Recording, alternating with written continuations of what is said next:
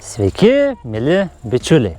Čia kartu su jumis Lietuvos jaunųjų bitininkų asociacija Gintarinis Spiečius. Ir mes praeitoje temoje kalbėjome apie visą avilių struktūrą ir pagrindinius darbus nuo pavasario iki rudens. Na, o šiandien mes pakalbėsime, kaipgi reikia elgtis su šeimomis, kurios nori spiesti, kaip reikia sujungti šeimeles, kaip įdėti bičių motinėlę ir kaip kovoti su tranėninėmis bičių šeimomis. Atėjus ankstyvam pavasariui, kada bičių kiekis intensyviai auga ir bitininkas nespėja atlikti visų darbų, dažnai atsiranda spėtiminė nuotaika.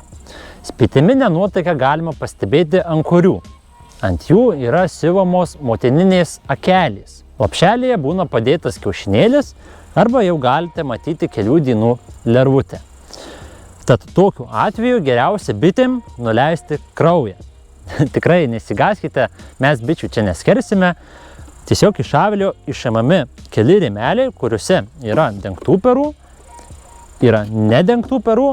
Na ir geriausia būtų, jeigu dar rastumėte vieną kitą kiaušinėlį. Taip pat iš avilio nepamirškite įdėti ir korį, kuriame būtų maistų. Taip pat sudarinėjant šeimelį nepamirškite pagrindinės taisyklės, kad pačiame centre turi būti perai, na, o iš krašto turi būti maistas. Kitu atveju, jeigu mes padėsime rėmelį šone, kuriame yra perai, jie iš šono gali būti gerai neapšildomi bičių, arba bitėm gali būti sunku juos apšildinti. Geriausia įdėti diafragmą. Bičių šeimelę galima formuoti avilių krašte arba pačiame centre.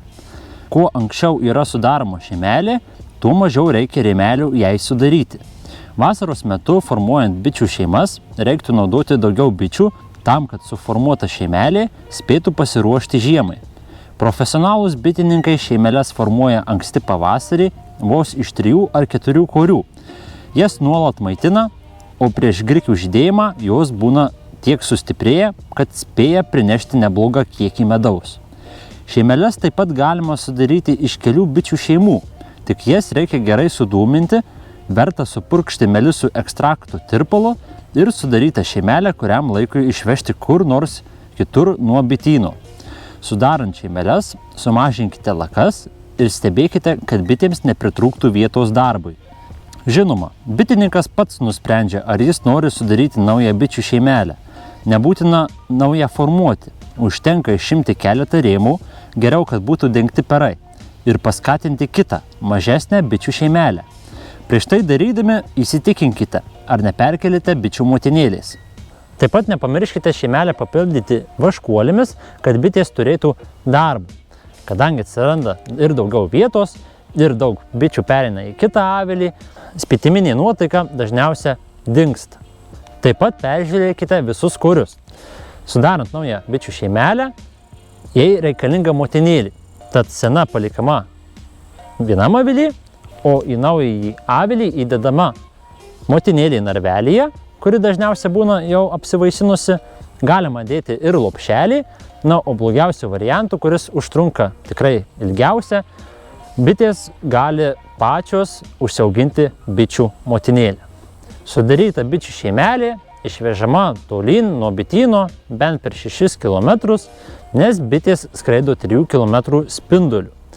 Jeigu neturite kur šeimelės išvežti, galite ją pastatyti vietoj motininės šeimelės. Tad grįžusios iš lauko bitės dar šią šeimelę pagausins bitėmis darbininkėmis. Jeigu jūs įsigijote motinėlę narvelyje, vežant ją į bityną, nepamirškite ją laikyti kišenėje, kur yra saugiausia. Mat, jeigu ją paliksite mašinoje, ji gali perkaisti ant saulės arba ją gali perpūsti vėjas. Tad saugokite ją prie pat širdies. Atsivežus motinėlę, ji dedama tarp rėmelių. Geriausia, kad narvelis būtų įleidžiamas tarp perų. Taip pat svarbu nepralaužti pirmąją dieną grotelių. Mat, bitės išvalgys šią kandį tešlą ir motinėliai išėjus, bitės gali ją nugalabyti. Narvelį įdedate, o po vienos dienos ateinate atgal prie avilio, kurie yra visi peržiūrimi, ar nėra siuvamų motininių lopšelių. Jie yra išlaužomi.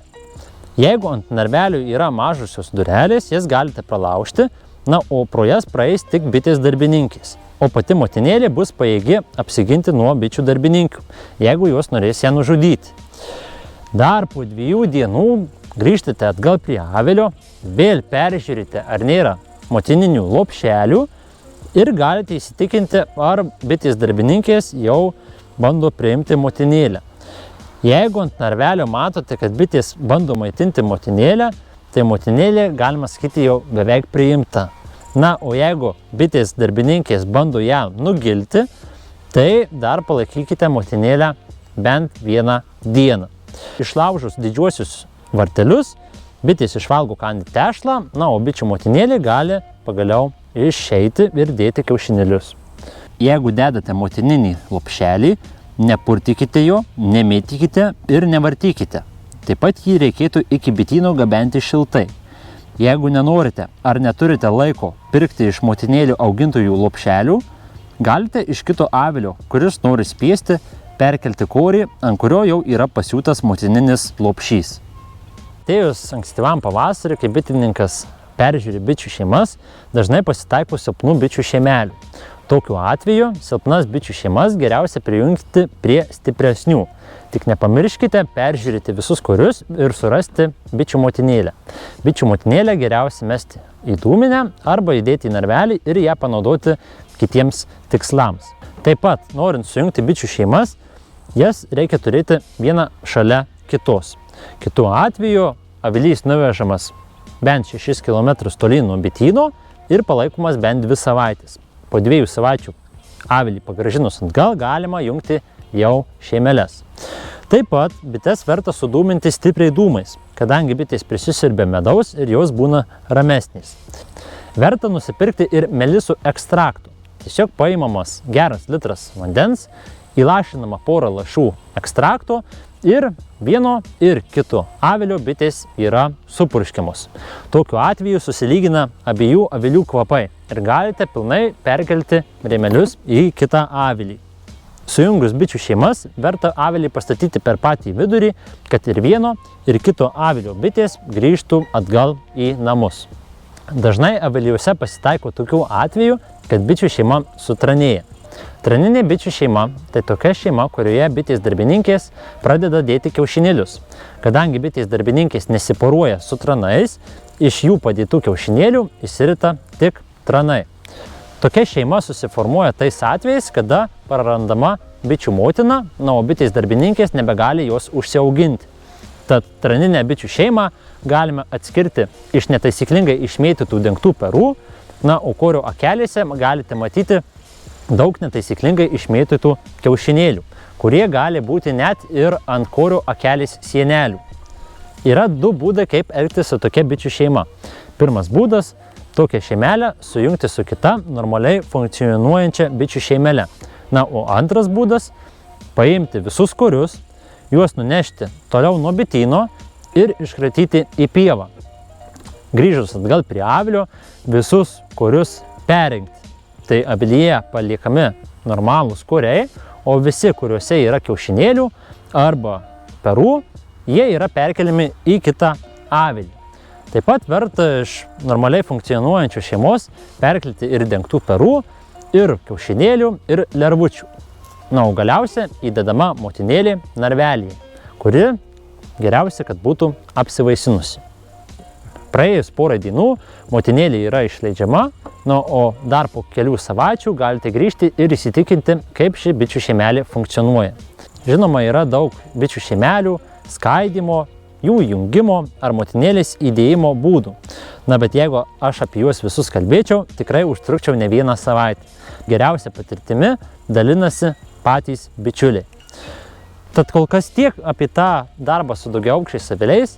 Jeigu jūs turite klausimų, būtinai pasidalinkite jais komentarų skiltyje. Jeigu patiko jums vaizdo įrašas, paspauskite patinka mygtuką.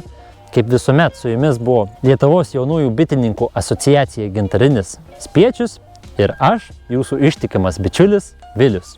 Iki greit!